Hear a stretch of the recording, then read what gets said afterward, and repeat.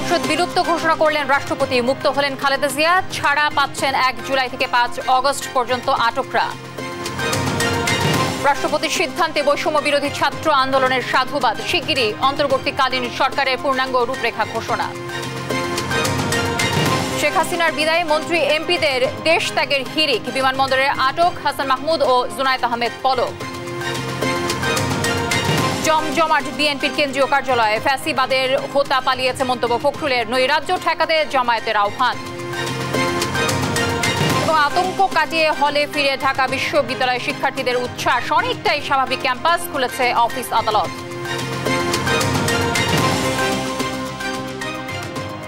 দর্শক, সংবাদ সন্ধ্যায় শুনছিলেন টিএমটি বার সংবাদ শিরোনামগুলো। সঙ্গে রয়েছে আমি তানজিয়া জুথি। এবার জানাবো বিস্তারিত। বঙ্গভবনে রাষ্ট্রপতি মোহাম্মদ শাহাবুদ্দিনের সাথে 3 বাহিনী প্রধান, বিভিন্ন রাজনৈতিক দলের নেতা, সুশীল সমাজের প্রতিনিধি ও বৈষম্য বিরোধী ছাত্র আন্দোলনের নেতাদের বৈঠকে সিদ্ধান্তের প্রেক্ষিতে জাতীয় সংসদ বিলুপ্ত করা হয়েছে। বিএনপির চেয়ারপারসন বেগম খালেদা জিয়াকে মুক্ত ঘোষণা করা হয়েছে। এছাড়া 1 জুলাই থেকে 5 আগস্ট পর্যন্ত বৈষম্য বিরোধী আন্দোলন ও বিভিন্ন মামলায় আটকদের মুক্তি দেওয়া শুরু হয়েছে। ইতোমধ্যে অনেকে মুক্তি পেয়েছেন বলেও জানানো হয়েছে। বঙ্গভবনের এক বিজ্ঞপ্তিতে এসব তথ্য জানানো হয়।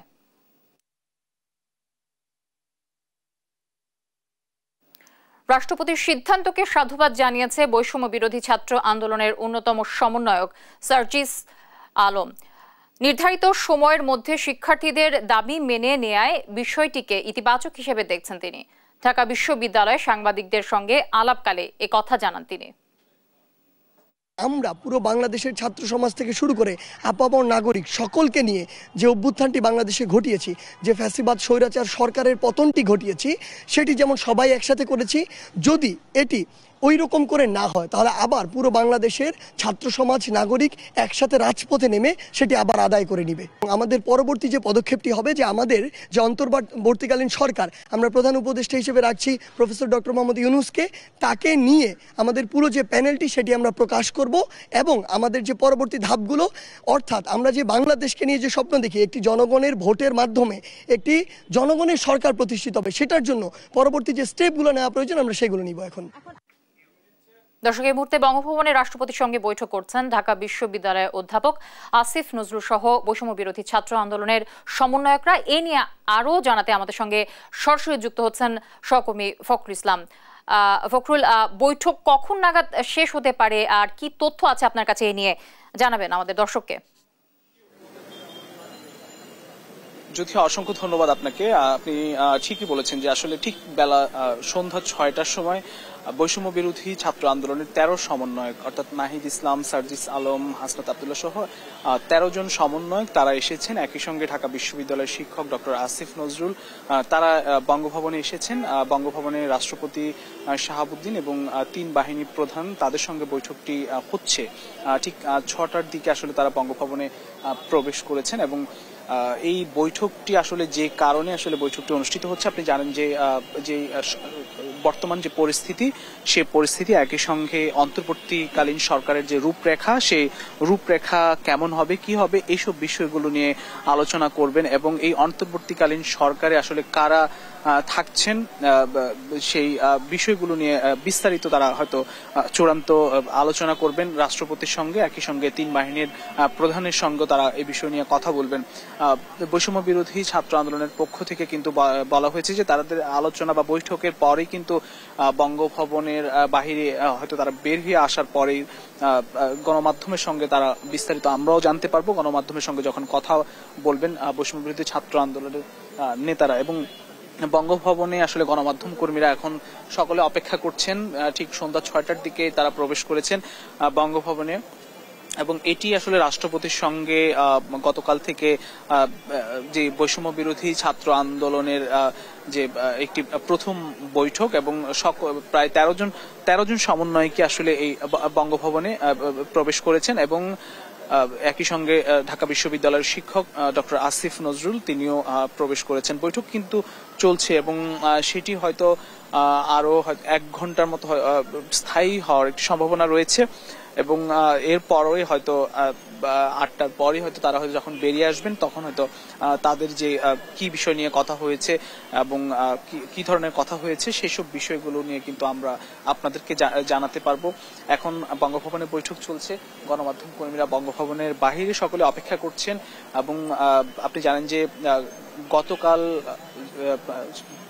যে আওয়ামী লীগ সরকার যে আপনার ছাত্র এবং জনতার গণ অভ্যুত্থানে আসলে পদত্যাগ করে প্রধানমন্ত্রী শেখ হাসিনা তিনি আসলে পদত্যাগ করে দেশ ছেড়ে যান এবং আজকে সারাদিনই কিন্তু তার যে মন্ত্রিসভা ছিল সেই মন্ত্রিসভার যারা সদস্য বিভিন্ন আওয়ামী লীগের বিভিন্ন পর্যায়ের নেতারা তারা আসলে বিমানবন্দরে আসলে দেশ ছেড়ে যাওয়ার সময় অনেকেই আটক হন এবং দেশের এই পরিস্থিতিতে আসলে অন্তর্বর্তীকালীন একটি সরকারের ঘোষণা দেওয়া হয়েছে, যেই সরকারটি কেমন হবে, কারা কারা থাকছেন সে বিষয়গুলো নিয়ে আসলে আলোচনা চলছে এবং গতকাল কিন্তু বিভিন্ন রাজনৈতিক দলের নেতাদের সঙ্গে এই আলোচনাটি কিন্তু হয়েছে এবং তাদের যে মতামত প্রস্তাবনা সেগুলো নেওয়া হয়েছে এবং এখন আসলে যে যারা আসলে এই আন্দোলনের সঙ্গে সরাসরি যুক্ত ছিলেন, ঢাকা বিশ্ববিদ্যালয়ের যেসব ছাত্ররা বৈষম্য বিরোধী ছাত্র আন্দোলনের যে কেন্দ্রীয় সমন্বয়ক যারা রয়েছেন সেই সমন্বয়কদের সঙ্গে আজকে প্রথমবারের মতো রাষ্ট্রপতি এবং 3 বাহিনী প্রধানের সঙ্গে বৈঠকটি অনুষ্ঠিত হচ্ছে বঙ্গভবনে এবং সেই বৈঠকের পর আমরা যে বিস্তারিত যে তথ্য সেটি আমরা আপনাদেরকে জানাতে পারবো। তো এই ছিল আমার কাছে বঙ্গভবন থেকে সবশেষ পরিস্থিতি। ফিরছি স্টুডিওতে জ্যোতির কাছে। নিশ্চয়ই আপডেট আমরা পরবর্তী সংবাদে আপনার মাধ্যমে জানাতে পারবো। ফখরুল ইসলাম যুক্ত হয়েছিলেন বঙ্গভবন থেকে। সরকার পতনের পর খুলে দেওয়া হয়েছে বিএনপির কেন্দ্রীয় কার্যালয়। এদিন কেন্দ্রীয় কার্যালয়ের সামনে নেতাকর্মীদের মাঝে একদিকে ছিল সহযোদ্ধা হারানোর বেদনা, অন্যদিকে সরকারের পতনে বিজয়ের উল্লাসে মুখর। নেতাকর্মীদের দাবি শোককে শক্তিতে পরিণত করে দেশ করার কাজে ঐক্যবদ্ধভাবে এগিয়ে যাবেন তারা। বিস্তারিত সাইফুল রিপনের প্রতিবেদনে থাকছে। ২৬ দিন বন্ধ থাকার পর সরকার পতনের মধ্য দিয়ে মঙ্গলবার সকালে খুলে দেয়া হয় বিএনপির নয়াপল্টনের কেন্দ্রীয় কার্যালয়। কেন্দ্রীয় কার্যালয়ের সামনে আন্দোলনে নিহত ভাটারা থানা স্বেচ্ছাসেবক দলের যুগ্ম সাধারণ সম্পাদকের নামাজের জানাজায় অংশ নেন বিএনপি মহাসচিব মির্জা ফখরুল ইসলাম আলমগীর, স্থায়ী কমিটির সদস্য মির্জা আব্বাস সহ বিভিন্ন স্তরের নেতাকর্মীরা। দীর্ঘ আন্দোলন সংগ্রামে নিহত নেতাকর্মীদের জন্য অনেকেই হয়ে পড়েন আবেগাপ্লুত। অনেকের দাবি সহিংসতা নৈরাজ্যের সুষ্ঠু বিচার। বন্দী নেতাকর্মীদের দ্রুত মুক্তির দাবিও জানান তারা। সকল নির্মম হত্যা এবং বন্দীর নির্যাতনের আমরা বিচার চাই, যেটা সত্যিকার অর্থে জনগণের কল্যাণের দেশ হিসেবে পরিচিত হবে। সেই দেশ গঠনে আমরা দৃঢ় প্রতিজ্ঞাবদ্ধ। প্রধানমন্ত্রী যিনি ছিলেন, যিনি পালিয়ে গেছেন, আমরা অবশ্যই চাই সে পালিয়ে গেলেই যে এটা শেষ হয়ে গেছে তা নয়, তার নামে মামলা করতে হবে এবং তার বিচার করতে হবে। আন্দোলন সংগ্রামে অনেক যুদ্ধে আমরা অবতীর্ণ হয়েছি, এখনো জীবিত আছি। যে সকল ভাইয়েরা নাই, যারা গুম ছিল, তাদের পরিবারের কথা মনে পড়ছে, তাদের কষ্টের কথা মনে পড়ছে। কেন্দ্রের নির্দেশনা অনুযায়ী শান্তি বজায় রাখার কথাও জানান নেতাকর্মীরা। জনগণের আকাঙ্ক্ষা পূরণের একটি বৈধ সরকার প্রতিষ্ঠাকে মূল লক্ষ্য রেখে সামনে এগিয়ে যাওয়ার প্রত্যয় জানান বিএনপি নেতারা। দেশনেত্রী বেগম খালেদা জিয়া, দেশনায়ক তারেক রহমানের নেতৃত্বে যে সরকার হবে, সেই সরকারও বাংলাদেশে গণতন্ত্র ফিরিয়ে আনবে, একটা শান্তি সুশৃঙ্খল রাষ্ট্র কাঠামো তৈরি করবে বলে আমরা যুব সমাজ আশা করি। দম্ভ এবং গায়ের জোরে যারা স্বৈরশাসক হয় তাদের চরম পরাজয়, চরম পরিণতি, চরম পতন সেটা হয়েছে। এখন আগামী দিনে আমাদের কাজ হচ্ছে এই জনমতের ভিত্তিতে সরকার, জনরায়ের ভিত্তিতে জবাবদিহিমূলক একটা সরকার, যারা জনকল্যাণ নিশ্চিত করবে, যারা জনগণের আকাঙ্ক্ষা ধারণ করে রাজনীতি করবে, রাষ্ট্র ব্যবস্থাপনা করবে, সেই সরকার গঠন হলো আমাদের মূল লক্ষ্য। রাষ্ট্রপতির নির্দেশক্রমে 1 জুলাই থেকে 5 আগস্ট পর্যন্ত বৈষম্য বিরোধী আন্দোলন ও বিভিন্ন মামলায় আটককৃতদের মুক্তি দেওয়ার সিদ্ধান্তে এরই মধ্যে কারাগার থেকে মুক্ত হচ্ছেন নেতাকর্মীরা। সাইফুল রিপন, দেশ টিভি, ঢাকা। এদিকে ছাত্র আন্দোলনের বিরোধীরাই সারা দেশে সহিংসতা নৈরাজ্য করছে দাবি করে তাদের বিরুদ্ধে প্রতিরোধ গড়ে তোলার আহ্বান জানিয়েছেন বিএনপি মহাসচিব মির্জা ফখরুল ইসলাম আলমগীর। বলেন, ফ্যাসিবাদের হোতা পা দিয়েছে। বিএনপি চেয়ারপারসন খালেদা জিয়ার নির্দেশনা অনুযায়ী অর্জিত স্বাধীনতা রক্ষায় সবাইকে শান্ত থাকতে হবে। সাইফুল রিপনের আরেকটু প্রতিবেদন দেখব। উদ্ভূত পরিস্থিতিতে গুলশানে বিএনপি চেয়ারপারসনের রাজনৈতিক কার্যালয়ে অনুষ্ঠিত হয় দলটির স্থায়ী কমিটির বৈঠক। ভার্চুয়াল মাধ্যমে বৈঠকে যুক্ত হন দলের ভারপ্রাপ্ত চেয়ারম্যান তারেক রহমান। বৈঠক শেষে সাংবাদিকদের সাথে আলাপকালে সরকার পতনের আন্দোলনে যুক্ত থাকা ছাত্র সমাজ, রাজনৈতিক দল, পেশাজীবী সহ দেশের সাধারণ মানুষের প্রতি কৃতজ্ঞতা জানান বিএনপি মহাসচিব। সকলকে আন্তরিকভাবে ধন্যবাদ ও কৃতজ্ঞতা জানাচ্ছি। মির্জা ফখরুল ইসলাম আলমগীর বলেন, নতুন করে অর্জন করা স্বাধীনতা রক্ষায় প্রতিহিংসা প্রতিশোধ ভুলে সংযত হতে হবে সবাইকে। নৈরাজ্য সৃষ্টিকারীদের বিরুদ্ধে প্রতিরোধ করার আহ্বান জানান তিনি। যে এখনো যারা এখন এই বিভিন্ন প্রতিষ্ঠানে প্রতিশোধমূলকভাবে অগ্নিসংযোগ করছেন, লুটপাট করছেন, বাড়িঘরে হামলা করছেন, এটা দয়া করে অবিলম্বে এই মুহূর্ত থেকে বন্ধ করুন। যারা এটা করছেন তারা কেউ এই আন্দোলনের শরীক, আন্দোলনের লোক নন, তারা সবাই কিন্তু আপনার যারা আন্দোলনের বিরোধিতা করেছে তারা এবং তাদের লোকেরাই করছে। তারা দেশবাসীর কাছে অনুরোধ জানাচ্ছি, সেই সঙ্গে আমাদের দলের সকল নেতা কর্মীদেরকে আমি অনুরোধ করবো যে তারা এ ব্যাপারে অত্যন্ত দৃঢ়তার সঙ্গে এদের বিরুদ্ধে প্রতিরোধ করে তুলে সমস্তকে একটা ঠান্ডা অবস্থায় তৈরি নিয়ে আসা করার জন্য ব্যবস্থা করেন। উপদেষ্টা পরিষদের প্রধান হিসেবে রাষ্ট্রপতি কার নাম প্রস্তাব করে তারপরই দলীয় সিদ্ধান্ত জানানো হবে বলেন মির্জা ফখরুল। যখনই আমাদেরকে ডাকবেন আমরা অবশ্যই আমাদের যেটা নাম প্রস্তাব সেই প্রস্তাব। তবে আমাদের একটা কথা বলে দিই, ছাত্রদের প্রতি আমাদের সম্পূর্ণ আস্থা আছে, এই আস্থা আমাদের আছে এবং আমরা তাদের প্রতি তাদের আন্দোলনের সঙ্গে একাত্মবোধ করেছি, তাদের সঙ্গে আমরা একাত্মবোধ করছি। তবে আমরা প্রত্যাশা করব যে এখানে সর্বদলীয় ব্যাপারটার গুরুত্ব দেওয়া উচিত। এখন আমরা রাহু মুক্ত হয়েছি, আমরা একটা ফ্যাসিবাদের যে মূল হোতা জনগণ তাকে সরিয়েছে, সে পালিয়ে গেছে, জনগণ তাকে বিতাড়িত করেছে। সেইখানে আপনার এটা একটা বড় বিজয় নিঃসন্দেহে, সেই বিজয়টাকে কনসেন্ট্রেট করতে হবে। দেশের চলমান পরিস্থিতিতে দেশবাসীর প্রতি দলের চেয়ারপারসনের শান্ত থাকার আহ্বান তুলে ধরেন বিএনপি মহাসচিব। বলেন, তারেক রহমানের দেশে ফেরার বিষয়ে এরই মধ্যে তাকে অনুরোধ জানিয়েছে বিএনপি। উনি যখনই মনে করবেন নাও হি ক্যান কাম ব্যাক, আমরা অলরেডি তাকে আমাদের অনুরোধ জানিয়েছি যেন দ্রুত চলে আসেন। সাইফুল রিপন, দেশ টিভি, ঢাকা। ছাত্রদের জাতীয় বীর আখ্যা দিয়ে দেশের বিভিন্ন জায়গায় লুটপাট ও হামলার বিষয়ে সতর্ক করেছেন জামায়াতের আমির ডাক্তার শফিকুর রহমান। ডক্টর মোহাম্মদ ইউনূস অন্তর্বর্তীকালীন সরকারের প্রধান হলে জামায়াতের আপত্তি নেই জানিয়ে তিনি বলেন, ধর্মীয় সংখ্যালঘুদের জানমাল রক্ষায় দলের নেতাকর্মী সহ সবাইকে সজাগ থাকতে হবে। শাহেদুজ্জামান সাকিবের রিপোর্ট।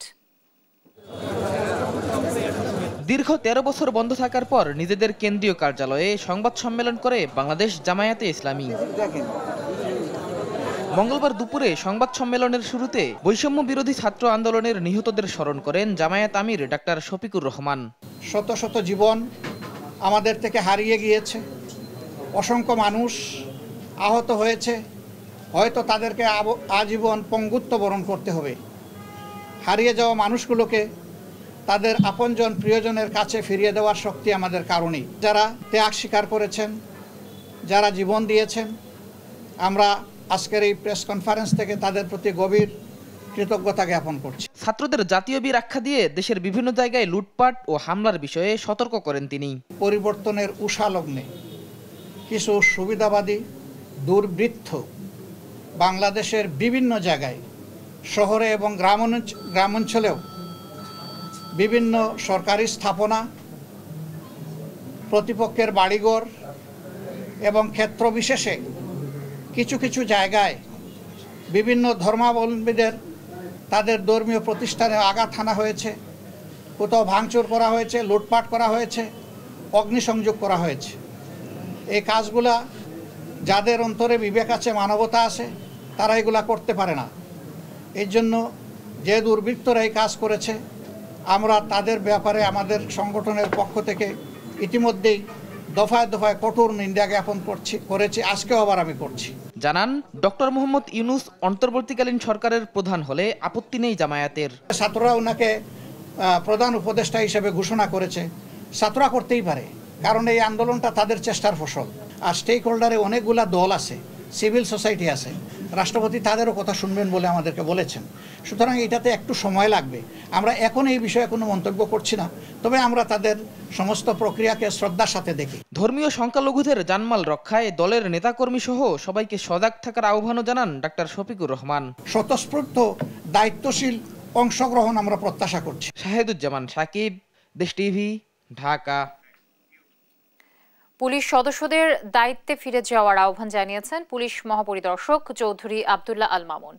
এক ভিডিও বার্তায় পুলিশের সব স্থাপনা রক্ষায় বৈষম্য বিরোধী ছাত্র আন্দোলন ও বিভিন্ন দলের নেতাকর্মীদের সহযোগিতা চেয়েছেন তিনি। বাংলাদেশ পুলিশের সদস্যবৃন্দের উত্থাপিত বিভিন্ন সমস্যা এবং দাবির যৌক্তিক সমাধানকল্পে সর্বোচ্চ প্রচেষ্টা গ্রহণ করা হবে। বাংলাদেশ পুলিশের সকল সদস্যকে দৃঢ় মনোবল নিয়ে ধৈর্য সহকারে নিজের নিরাপত্তা বজায় রেখে দায়িত্ব পালনের জন্য বিশেষভাবে অনুরোধ করছি।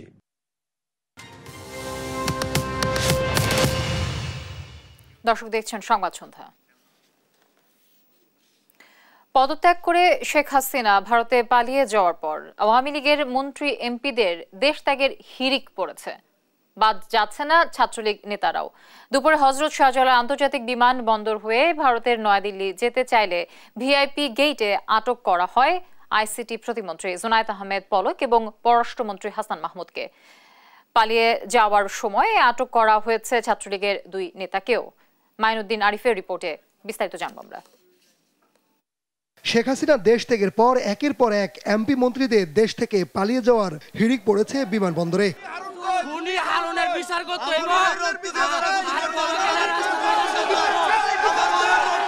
দুপুরে রাজধানীর হযরত শাহজালাল আন্তর্জাতিক বিমানবন্দর হয়ে ভারতে পালিয়ে যেতে চাইলে আটক করা হয় সদ্য সাবেক পররাষ্ট্রমন্ত্রী হাসান মাহমুদকে। বিকেলে একই দেশে পালিয়ে যাওয়ার সময় সাধারণ যাত্রীদের হাতে আটক হন সাবেক আইসিটি প্রতিমন্ত্রী জুনায়েদ আহমেদ পলক। পরে দুজনকে তুলে দেওয়া হয় সেনাবাহিনীর হাতে। এ সময় বিমানবন্দরে থাকা যাত্রীরা বিক্ষোভ শুরু করে। অনিয়ম দুর্নীতির সঙ্গে যুক্ত আওয়ামী লীগের কোনো নেতাকর্মী যেন দেশ থেকে পালিয়ে যেতে না পারে সেদিকে সোচ্চার হওয়ার দাবি জানান তারা। স্বাধীন হয়েছি আমরা দেশ, আমরা স্বাধীন চাই, আর ইয়ার নিরাপত্তা যায় প্রবাসীরা সুন্দর মতো আমরা আইতাম পারি। ভালোভাবে স্বাধীন থেকে রাজনীতি সবার নীতি থাকতে হবে, রাজার মতো চললে হবে না। যে ভালো কাজ করবে সে থাকবে, কোনো চোর বাটপার এখানে থাকতে পারবে না। এর আগে শাহজালাল আন্তর্জাতিক বিমানবন্দর থেকে আটক করা হয় ঢাকা বিশ্ববিদ্যালয় শাখার ছাত্রলীগের সাধারণ সম্পাদক তানভীর হাসান সৈকত এবং উত্তর ছাত্রলীগের সভাপতি রিয়াজ মাহমুদকে। জানা গেছে পালিয়ে যাওয়ার তালিকায় রয়েছেন সদ্য পদত্যাগী সরকারের আরো অনেক সদস্য। মাইনুদ্দিন আরিফ, দেশ টিভি, ঢাকা। টানা 20 দিনের উত্তেজনা আর আতঙ্ক কাটিয়ে উল্লাস করে হলে ফিরছেন ঢাকা বিশ্ববিদ্যালয়ের আবাসিক শিক্ষার্থীরা। তারা জানান আজ থেকে খুলতে শুরু করেছে ক্যান্টিন। ক্যাম্পাসে স্বাভাবিক পরিবেশ বিরাজ করছে জানিয়ে বৈধ শিক্ষার্থীদের হলে ফেরার আহ্বান জানান শিক্ষার্থীরা। বিস্তারিত জান্নাতুল মোহনের প্রতিবেদনে। আওয়ামী লীগ সরকার পতনের পর বাঁধ ভাঙা উচ্ছ্বাস ঢাকা বিশ্ববিদ্যালয় ক্যাম্পাসে। উল্লাস করতে করতে হলে ফিরছেন শিক্ষার্থীরা। 17 জুলাই প্রশাসন এবং আইন শৃঙ্খলা বাহিনীর তোপের মুখে হল ছাড়েন শিক্ষার্থীরা। এ নিয়ে রক্ত ঝরে অনেকের। এরপর থেকে বিশ্ববিদ্যালয় ক্যাম্পাস হয়ে পড়ে শিক্ষার্থী শূন্য। অসহযোগ আন্দোলনের দিন থেকে আন্দোলনকারীদের অনেকেই হলে প্রবেশ করেন। তারা জানান হাউস টিউটররা সাদরে তাদের গ্রহণ করছেন এবং নিরাপত্তা নিশ্চিতে কাজ করে যাচ্ছেন। অলরেডি হল ওপেন হয়ে গেছে মোটামুটি। স্টুডেন্টরা গত পরশু দিনই হল ওপেন করে নিছে আর কি, এবং হল দেখতে পাচ্ছেন আপনারা গেটেড ওপেন অলরেডি। আগামী কালকের মধ্যে ক্যান্টিন শুরু হয়ে যাবে। আমাদের সাথে প্রভু স্যারের কথা হয়েছে, হাউস টিউটর আমাদের সাথে আসছেন, অলরেডি জয়েন করছেন এবং অনেক ঢাকার আশপাশে যেসব স্টুডেন্টরা আছেন অলরেডি তারা হলে চলে আসছেন। এবং সাধারণ শিক্ষার্থী যারা এখনো বাসায় আছে তারা অনেকে বলতেছে তারা অনেকে চলে এসেছে এবং অনেকে বলেছি তারা বলছে যে আমরা রাতের ভিতরে চলে আসবো। শিক্ষার্থীদের মধ্যে একটা উৎসবমুখর পরিবেশ বিরাজ করছে, তারা দ্রুত উৎসবের সাথে হলে ফিরে আসতেছে এবং হলের পরিস্থিতি শতভাগ নিরাপদ। হল কর্মচারীরা আছেন শিক্ষার্থীদের নিরাপত্তার স্বার্থে। আমি মনে করি যে শিক্ষার্থীদের এখানে আতঙ্কিত বা ভয় পাওয়ার কোনো কারণ নেই। তবে ছাত্র রাজনীতি মুক্ত ক্যাম্পাস চান শিক্ষার্থীরা। কোনো রাজনৈতিক ব্যানারে ক্যাম্পাসের স্লোগান চলবে না বলে দাবি জানান তারা।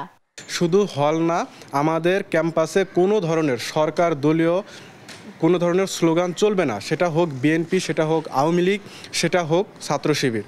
মঙ্গলবার এক নোটিশে কর্তৃপক্ষ জানিয়েছে বিশ্ববিদ্যালয় খোলার সিদ্ধান্তের পরিপ্রেক্ষিতে পর্যায়ক্রমে শিক্ষার্থীদের হলে ওঠানো হবে। তবে মেয়াদ উত্তীর্ণ কিংবা বিভিন্ন কারণে ছাত্রত্ব নেই অথবা মাস্টার্স চূড়ান্ত পরীক্ষা শেষ করেছে অথবা স্নাতক পাশ করেছে কিন্তু নিয়মিত ব্যাচের সাথে মাস্টার্সে ভর্তি হয়নি এমন শিক্ষার্থীরা হলে উঠতে পারবে না। জান্নাতুল মোহনা, দেশ টিভি, ঢাকা। বাংলাদেশের সদ্য সাবেক প্রধানমন্ত্রী শেখ হাসিনাকে দেশ ছাড়তে নজিরবিহীন নিরাপত্তা দেয় ভারত। তবে হঠাৎ দেশ ত্যাগে তার বহনকারী বিমান প্রবেশে তৈরি হয় জটিলতা। দীর্ঘক্ষণ বাংলাদেশের সীমান্তে চক্কর দেয় শেখ হাসিনা ও শেখ রেহানাকে বহনকারী বিমানটি। পরে তাদের সুরক্ষা দেয় ভারতের অত্যাধুনিক 2 রাফাল যুদ্ধ বিমান। আরো জানাচ্ছেন লুৎফর কবির।